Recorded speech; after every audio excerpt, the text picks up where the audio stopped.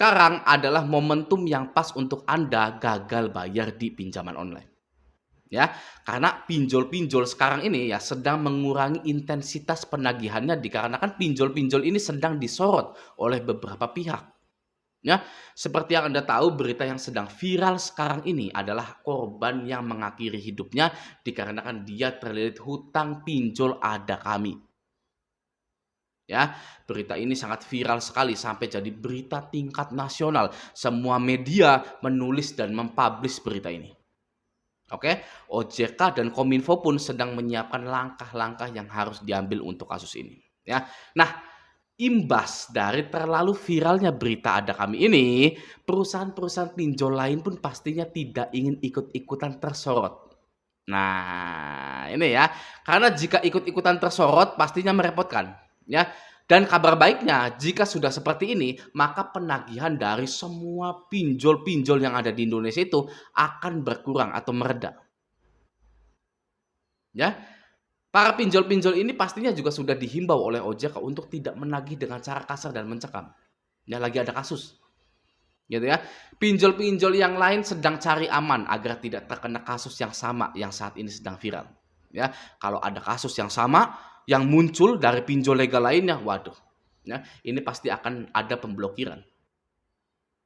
Ya, maka dari itu ini adalah momentum yang pas untuk gagal bayar. Nah, Anda kemungkinan tidak akan terkena penagihan yang namanya mengancam, ya, yang namanya menekan dan lain-lain, gitu ya. Pinjol sekarang ini sedang tunduk, ya, sedang lemah, ya. Mereka tidak akan berani mengancam-ngancam Anda. Ya, paling hanya sebatas tagihan biasa saja gitu ya. Oh, ini itu gitu kan ya, harap segera diselesaikan gitu ya. Penagihan-penagihan biasa. Ya. Tapi bagi saya, mau mereka ini mengancam, mau mereka menghina, ya itu menurut saya penagihannya biasa saja. Ya, tidak ada yang wow. Oke? Tidak ada yang wow sama sekali. Nah, kita kaitkan dengan korban yang mengakhiri hidupnya ini. Ya, korban ini atau kebanyakan pengguna pinjol belum bisa menormalisasi dan belum bisa menganggap penagihan-penagihan yang mengancam tersebut adalah hal yang biasa saja. Ya, itulah inti dari permasalahan di kasus ada kami yang sekarang ini. Ya, intinya hanya itu saja, normalisasi penagihan pinjol. Oke? Coba lihat Anda semua yang nonton sekarang ini. Ya, coba lihat orang yang sudah galbay, gitu. Apa jadi kasus? Ya, apakah Anda jadi kasus? Tentu tidak. Karena Anda atau orang-orang ini bisa menganggap bahwa perihal penagihan pinjol atau galbay di pinjol itu biasa saja. Ya, tidak ada yang wow. Oke? Nah, orang yang tidak bisa menganggap kalau penagihan pinjol itu biasa-biasa saja, bahkan dongeng belaka, mereka itulah ya yang akan jadi korban. Oke? Ciri-ciri orang lemah di pergalbaian pinjol adalah balas penagihan DC. Ya, nasabah-nasabah ini ya yang lemah ini selalu ingin dianggap oleh DC pinjol sebagai nasabah yang patuh akan hutang dipinjol. Ya, "Halo DC pinjol, aku patuh loh sama hutang dipinjol. Kamu akan baik kan sama aku ya? Kamu baik ya sama aku ya? Aku udah bales loh ini, aku udah angkat telepon ini ya, aku udah kasih tahu ke kamu kalau aku lagi nggak ada uang ya. Masa kamu nggak bisa ngerti sih? Please, ya ngertiin aku ya DC pinjol. Kamu orangnya super sekali DC pinjol ya. Kamu baik." Seperti itu yang lemah. Mengharapkan tuan yang adil, yang baik. Gitu. Kalau orang yang kuat ya boro-boro balas penagihan DC. Ya baca pun enggak, bahkan dibuang nomor yang didaftarkan di pinjol itu. Tidak peduli,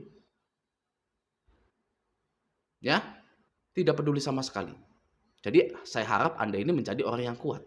Oke, sekarang saya mau bertanya kepada Anda semua, ya, mana yang potensinya lebih besar dikirim GoFood oleh DC?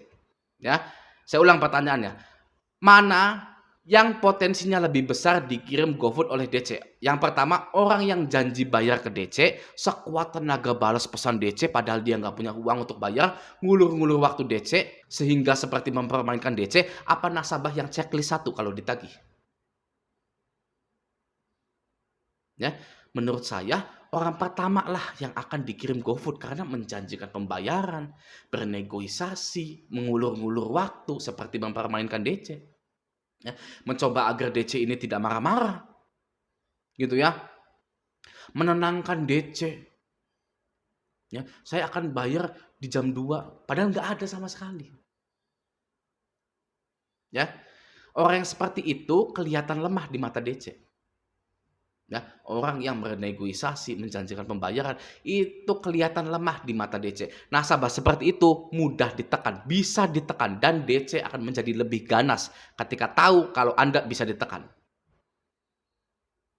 Ya, kalau Anda checklist 1, ya dari pertama hari penagihan pertama, ya Anda sudah checklist 1, apa DC ini akan mengirim WA lagi kepada Anda minggu depannya? Anda sudah ditagih. Ya, jatuh tempo pertama, 2, 3, 4, 5. Ya, apa minggu depannya akan di WA lagi Anda? Tentu tidak, ya. Karena dari kemarin WA Anda checklist 1, ya kan? Tidak ada konflik pada DC tersebut, ya. Orang yang dikirim GoFood oleh DC pinjol itu orang yang konflik dengan DC itu. Ya, kalau yang tidak pernah konflik, ya yang langsung checklist 1 itu tidak akan pernah. Itu menurut saya tidak akan dikirim GoFood, ya. Nah, lalu ketika Anda ini checklist 1 WA-nya, ya, si DC akan menghubungi kondar Anda. Ya, kondar Anda wajib bilang tidak kenal sama sekali dengan Anda. Ya. Oh, ini akan saya sebar datanya. Silakan sebar datanya, saya tidak peduli. Emangnya saya kenal sama dia? Waktu ngajuin utang, kamu nelpon saya. Ya, kondar itu wajib seperti itu.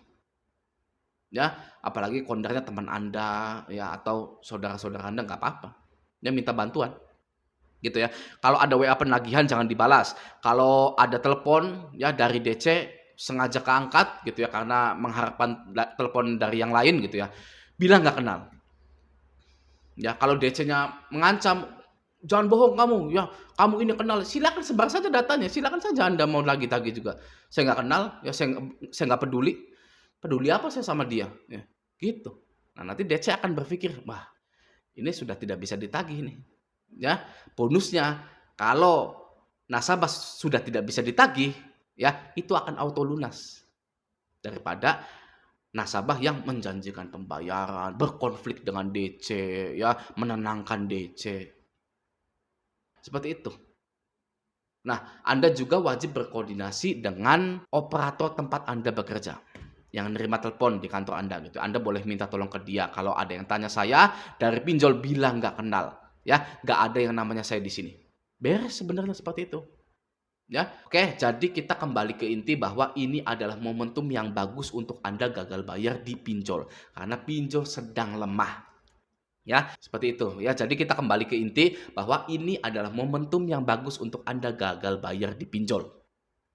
Ya, karena pinjol sedang lemah, sedang tunduk. Semua pinjol ini, ya, mereka tidak akan kirim-kirim GoFood lagi, nggak akan, ya.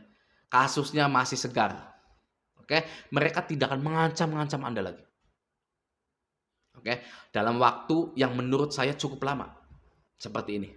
Ya, jadi enak digalbay. Ya, gitu ya. Enak digalbay.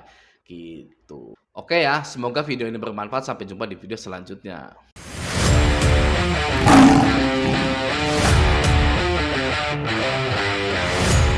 Penagihan-penagihan biasa. Ya. Tapi bagi saya, mau mereka ini mengancam, mau mereka menghina, ya itu menurut saya penagihannya biasa saja. Ya, tidak ada yang wow. Oke? Tidak ada yang wow sama sekali.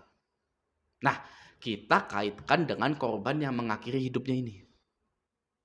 Ya, korban ini atau kebanyakan pengguna pinjol belum bisa menormalisasi dan belum bisa menganggap penagihan-penagihan yang mengancam tersebut adalah hal yang biasa saja. Ya, itulah inti dari permasalahan di kasus Ada Kami yang sekarang ini. Ya, intinya hanya itu saja, normalisasi penagihan pinjol. Oke? Coba lihat Anda semua yang nonton sekarang ini. Ya, coba lihat orang yang sudah galbay, gitu. Apa jadi kasus? Ya, apakah Anda jadi kasus? Tentu tidak. Karena Anda atau orang-orang ini bisa menganggap bahwa perihal penagihan pinjol atau galbay di pinjol itu biasa saja. Ya, tidak ada yang wow. Oke? Nah, orang yang tidak bisa menganggap kalau